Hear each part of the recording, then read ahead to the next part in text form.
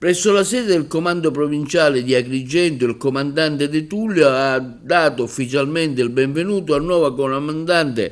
della compagnia dei carabinieri di Cammarate, il capitano Ernesto Maria Antonio Califri, di 35 anni, il quale succede al capitano Dario Cocchioni, trasferito alla compagnia carabinieri di Siena. Quest'ultimo ha retto il comando della compagnia per 4 anni, nel corso dei quali si è sempre dimostrato vicino alle esigenze dei cittadini, intrattenendo ottimi rapporti con le istituzioni locali. Il capitano Ernesto Maria Antonio Califri, nato a Napoli nel 90, si è arruolato nell'Arma dei Carabinieri nel 2013, frequentando la Scuola Maresciallo Brigadieri di Firenze, ha conseguito la laurea in Scienze Giuridiche della Sicurezza e ha frequentato il 190° corso presso l'Accademia Militare di Modena, completando il percorso formativo presso la Scuola Ufficiali Carabinieri di Roma, affinando le competenze tecnico-professionali,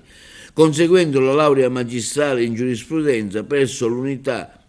di Roma Tor Vergata, in seguito anche un master di secondo livello in intelligence presso l'Università della Calabria. Nei giorni scorsi altri 2 colleghi che hanno prestato servizio al comando provinciale sono stati trasferiti. Si tratta del capitano Emanuele Argetta, già comandante della sezione operativa della compagnia carabinieri di Licata, che è stato trasferito al comando del nucleo operativo della compagnia carabinieri di Vittoria, in provincia di Ragusa, e del tenente Vincenzo De Felice, che lascia il comando della tenenza dei carabinieri di Ribera per ricoprire il prestigioso incarico di comandante del nucleo tutela patrimonio culturale di Palermo.